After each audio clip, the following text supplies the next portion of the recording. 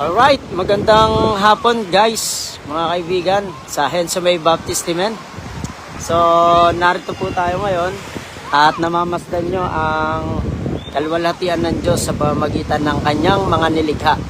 At hayaan nyo mag-share ako sa inyo ng saglit ng kaunti sa Psalms chapter 19 verse 1 to 3. Babasahin ko muna sa English, King James Version. Sabi po rito, the heavens declare the glory of God, and the firmament sheweth his handiwork. Number 2, day unto day uttereth speech, and night unto night sheweth knowledge. There is no speech there nor language where their voice is not heard. May kita po natin, alam nyo, ang kalangitan, ang kalawakan, mismong nagpapahayag din ng kaluwalhatian ng Diyos. Pag pinag-usapan natin ang kaluwalhatian ng Diyos, tumutukoy po ito sa kanyang kapangyarihan, in His power, na walang ibang makagagawa nito, tanging siya lamang. Kaya mahalaga na kilalanin natin ang Diyos at paniwalaan na merong Diyos at siya ang may lalang ng lahat ng bagay na nakikita natin na kamanghamanghang hindi magagawa ng kagaya natin mga tao lang. Pangalawa, the heavens declare His glory. Tumutukoy sa kanyang posisyon. Siya po ang nasa kataas-taasang otoridad na dapat masunod at kilalanin, pagpasakupan, katakutan ng may paggalang ng sangkatauhan. Kung papaano ang tao hindi mangungurakot, hindi mangloloko, hindi magsisinungaling, magpapalipin sa kasalanan, ay sa pamamagitan ng siya ay nagpapasakop sa kataas-taasang Diyos na ang kanyang posisyon, siya ang pinakamataas sa lahat-lahat at pinakamakapangyarihan. Ano po? At sa kanyang glory, kaluwalhatian ng Diyos, tumutukoy din po ito sa kanyang pleasure, kaluguran ng Diyos, kaligayahan ng Diyos. Ano po? So, nilikha ng Diyos ang lahat ng ito upang siya'y maluwalhati, masiyahan. So, tayo mga tao nilikha ng Diyos para siya ay malugod, maluwalhati sa bawat isa sa atin.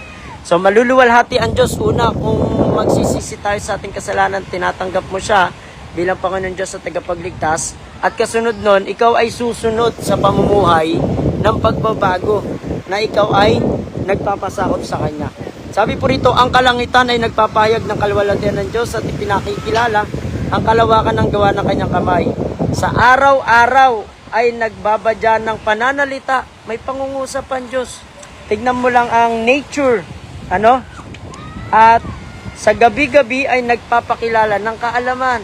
Kaya maigi rin na kapag gabi nag-aaral tayo, may katagapa nga noon tayo mga Pilipino, nagsusunog ng kilay kasi tumutukoy sa pag-aaral. Ang salita ng Diyos, ang sabi po sa Acts chapter 17, searching the scriptures daily. John 5:39, let us search the scriptures, for in them you think you have eternal life, and they are they which testify of me. Sabi ng Panginoon. At sabi ng verse 3, walang pananalita o wika man ang kanilang tinig ay hindi marinig. Pero, ipinahahayag ang kaluwalhatian ng Diyos. So sa bawat isa, nilikha tayo, sabi po sa Isaias, ayon sa kanyang kaluwalhatian. Maluluwalhati ang Diyos kapag ang kanyang kalikasan o katangian ay makikita po sa atin sa pamamagitan ng kanyang bugtong na anak ang Panginoong Kristo Jesus. In Romans chapter 8 verse 29, to be conformed to the image of His Son in the character of the Lord Jesus Christ. Diba? Meron tatlong pangunahing karakter si Kristo Jesus. Sa wikang Tagalog, si Kristo Jesus ay masunurin, hindi rebelde. Hindi po rebelde ang Panginoon Jesus, masunurin. Mga kabataang may Kristo sa puso, mga magulang o mga empleyado o mga nasa politiko, maging masunurin kagaya ni Kristo, hindi rebelde. Pangalawa, mapagkumbaba, hindi mayabang. Hindi niya itinatas kung sino siya at ano siya. Ang itinatas niya ang Diyos na makapangyarihan, kataas-taasan. The supreme God, the sovereign God. Yan ang kanyang kinikilala. And number 3, si Jesucristo ay mapagbigay, hindi po siya madamot. Ano ang ibinigay ng Panginoong Kristo Jesus? Ibinigay niya ang kanyang buhay. Sa Korinto, isinulat na bagamat siya'y mayaman, ay nagpakadukha para sa atin upang sa kanyang karukaan ay magsiyaman tayo. So makikita niyo po yun na malulugod ang Ama sa bawat isa na nagsasabing tinanggap niya si Kristo Jesus kung ang ating imahen o ang ating character o mga kaugalian ay kagaya ng kaugalian ng Panginoong Kristo Jesus. Alright? So, the heavens declare the glory of the Lord. At merong mensahe ang Panginoon. Itingin mo lang ang iyong mga paningin, damahin mo lamang ang ganda ng kalikasan na kanyang nilikha na hindi tayo makagagawa niyan.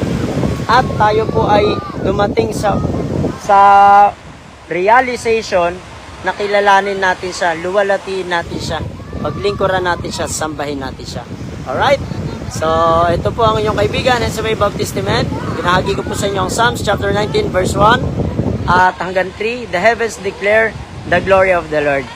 In His glory, naroon ang kanyang power, position, and pleasure. Maluwalhati po siya sa ating mga buhay. God bless you all po.